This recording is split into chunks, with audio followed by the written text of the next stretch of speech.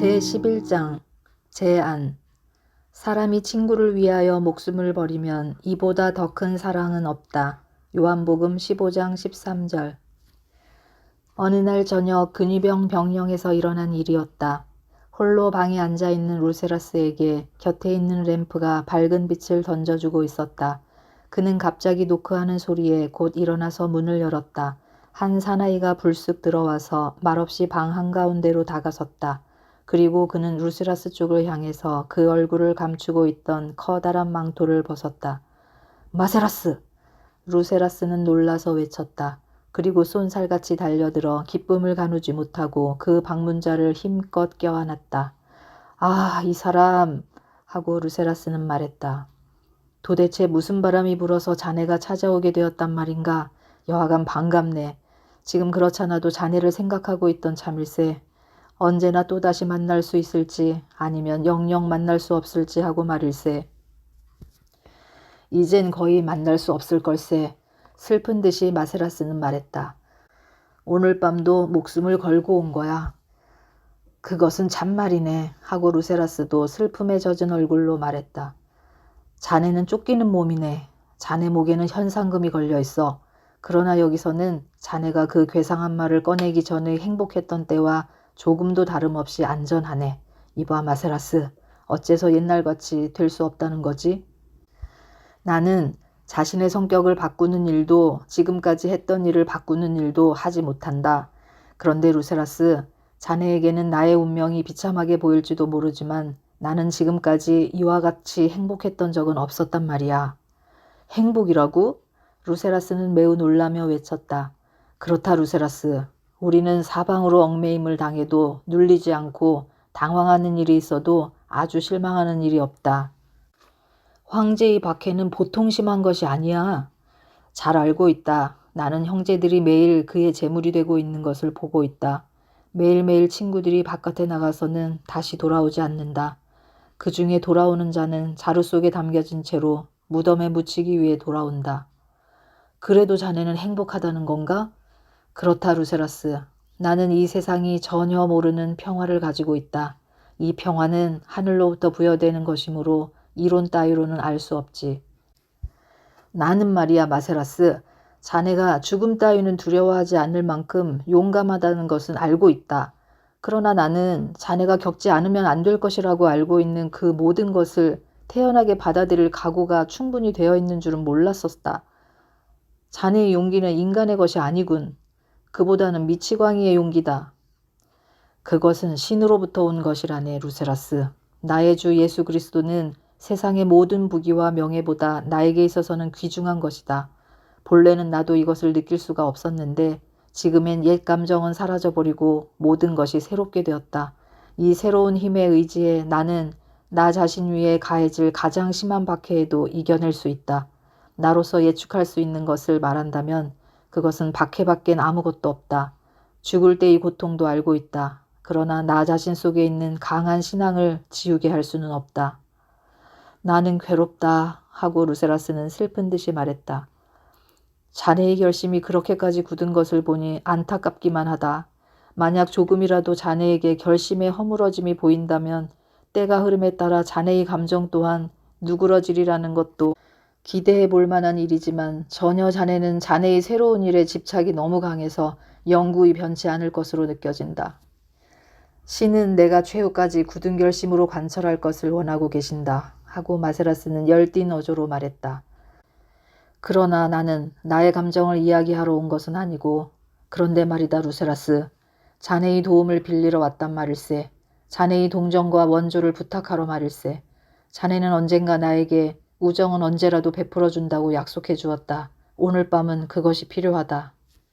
내 권한 내에 있는 것이라면 무엇이든지 자네의 소유물과 마찬가지다 마세라스.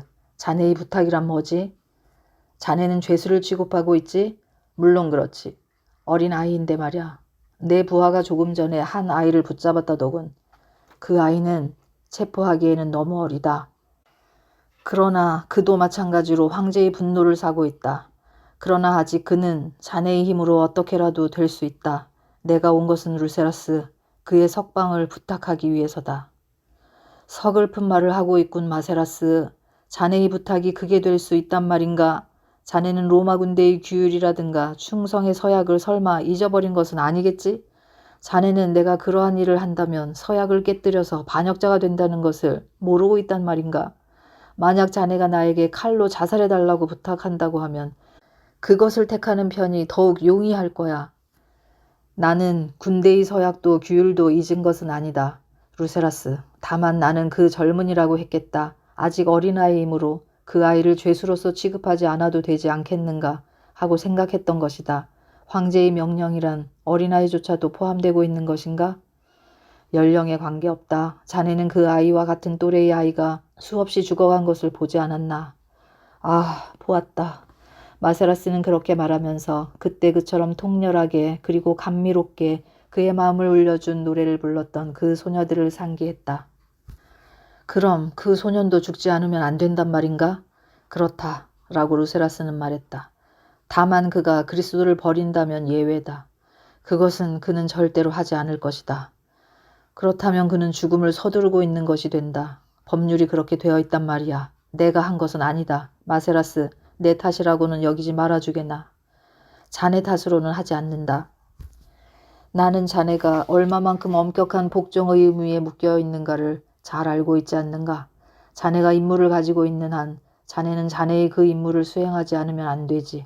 그러나 나에게 제한이 하나 있다. 죄수를 풀어줄 수는 없지만 교화는 법률에서 허용되고 있을 것이다. 그렇지. 만약 그 아이보다도 훨씬 중요한 죄인이 있다면 자네는 교환에 응할 테지? 그렇지 않을 텐가? 그러나 지금까지 자네들이 이곳에 죄수를 데리고 온 일이란 없었지 않았나? 그럼 없지. 그러나 우리들은 자신의 동료라면 아무렇게나 된다. 거기에다 우리들 중에는 황제가 거액의 상금을 그 목에 건 인간이 여러 사람 있다. 이러한 인간을 붙잡을 수 있다면 아이들 몇백 명쯤 기꺼이 석방해도 좋을 것이다. 그럼 크리스천들은 서로 배신하는 습관이 있단 말인가? 루세라스는 놀라면서 물었다. 아니, 없다. 그러나 때로는 크리스천은 형제를 구원하기 위해서 자기 자신의 목숨을 내놓는다. 바보, 그런 건 있을 수 없다. 그렇지만 이 경우에는 그렇다. 그렇다면 그 아이의 대신이 되는 사람은 도대체 누구란 말인가? 바로 나, 이 마세라스다. 자네가? 루세라스는 버럭 소리를 질렀다. 그렇다, 나 자신이다. 농담이겠지? 그건 불가능하다.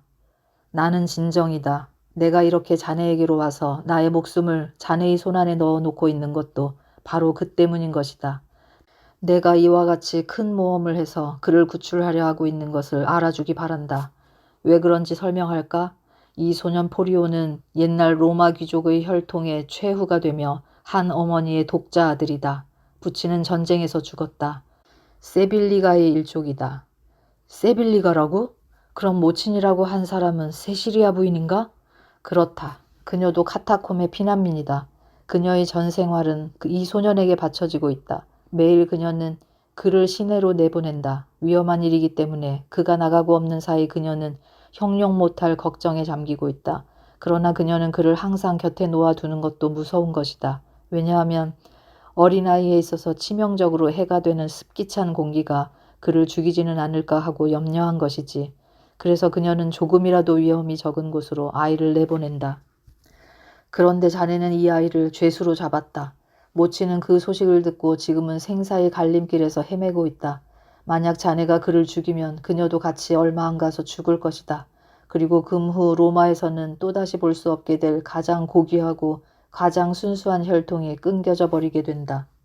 이러한 이유로 나는 자신을 그의 대신으로 내놓기 위해 찾아온 것이다. 그러면 나란 어떤 존재일까? 천의 고독한 신세로 아무 계류도 없다. 현재도 장래도 나를 의지하지 않으면 안 될 사람이란 단 한 사람도 없는 것이다. 나는 죽는 것은 두렵지 않다. 지금 죽어도 다음에 죽어도 마찬가지다. 어차피 늦든 빠르든 죽음은 찾아오기 마련이다. 그렇다면 나는 보람 없는 죽음을 하는 것보다는 누군가 친구 대신이 되어 죽는 편이 훨씬 낫지 않겠는가? 이러한 까닭으로 루세라스 부탁한다. 신성한 우정에 의해 자네의 자비에 의해 자네가 나에게 해준 약속에 의해 부탁하노니 들어다오. 나의 목숨을 그의 대신으로 받아주게나. 루세라스는 의자에서 일어나 설레인 발길로 방 안을 돌아다니다가 드디어 큰 소리로 호소하듯 말을 했다. 어째서, 마세라스, 어째서 나를 이렇게까지 괴롭히는 거지? 나의 제안을 받아들이는 것은 쉽지 않니? 자네의 목숨이 나에게 있어서 얼마만큼 소중한 것이라고 한 것을 잊고 있군. 하지만 이 아이의 사정도 생각해 보렴. 그 아이는 참으로 가엾다. 그러나 자네는 내가 자네의 목숨을 버려진 것으로 받아들일 수가 있다고 생각되는가? 벌써 버리고 있다. 조만간에 내놓겠다. 그래서 자네에게 부탁한다. 자네의 공적으로 될 때에 내놓게 해다오. 아니, 나는 할 수 있는 한 자네를 죽이지 않도록 하겠다. 자네의 목숨은 아직 버려진 것은 아니다. 불사의 신을 두고 말한다. 자네가 투기장에 나오기까지는 아직도 오랜 시간이 걸릴 것이다. 한번 내가 붙잡히면 누구도 나를 구출해 줄 수 없다. 자네가 전력을 다한다 하여도 황제의 노여움을 사고 있는 나에 대해 자네가 무엇을 할 수 있다는 거지? 여러 가지 도망칠 길은 있을 것이다. 아직 자네는 여러 가지 길이 있는 것을 모르고 있군. 설사 내가 자네에게 도움이 되는 아무 일을 할 수 없다고 한다 하더라도 지금의 이 제안을 받아들일 수는 없다. 만약 황제에게 직접 신청을 하면 들어줄지도 모르겠군. 그는 곧 자네를 체포할 것이다. 그래서 두 사람을 함께 사형에 처할 것이다.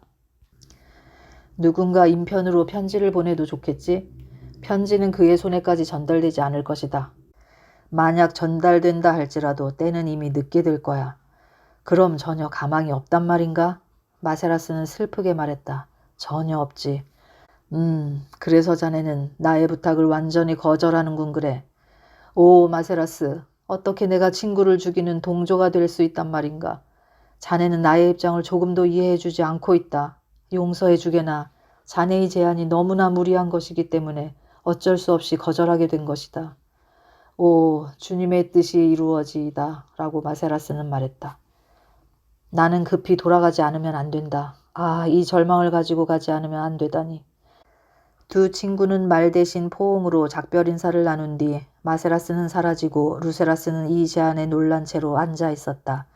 마세라스는 무사히 카타콤으로 돌아왔다. 그의 외출 목적을 알고 있었던 형제들은 그를 또다시 슬픔 섞인 기쁨으로 맞아들였다. 세시리아 부인은 아직 허탈 상태에 있어서 주위에서 일어난 일들에 반쯤밖에 의식하지 못하고 있는 듯했다. 때때로 그녀의 정신은 창란하기 시작했다.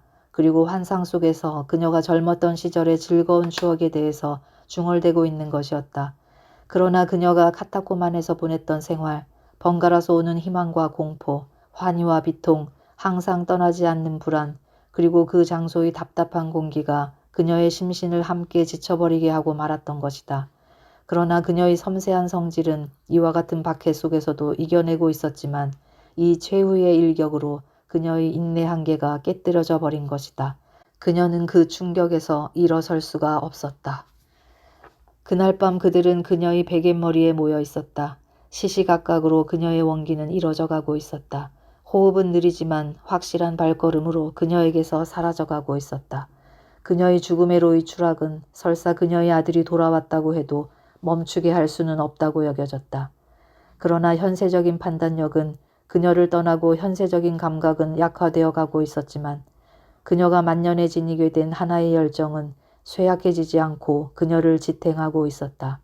그녀의 입술은 그 오랫동안 그녀의 마음의 기둥이었고 위안이었던 성꿀을 중얼대고 있었다. 그녀의 가장 사랑하는 아들의 이름이 그녀가 지금 겪고 있는 고통을 잊게 하고 있는 것 같이 그녀의 입술에서 새어나왔다. 그러나 더욱 깊은 열정을 가지고 속삭인 것은 축복받은 예수의 이름이었다. 드디어 최후가 왔다. 오랫동안 조용히 감고 있던 그녀의 눈이 크게 열려지고 그녀의 창백하고 초췌한 얼굴에 밝은 빛이 감돌았다. 그녀는 희미하게 주 예수여 와주시었군요 하고 외쳤다. 동시에 세시리아 부인의 순결한 혼은 그것을 그녀에게 부여해 주셨던 하나님의 품 안으로 돌아갔던 것이다.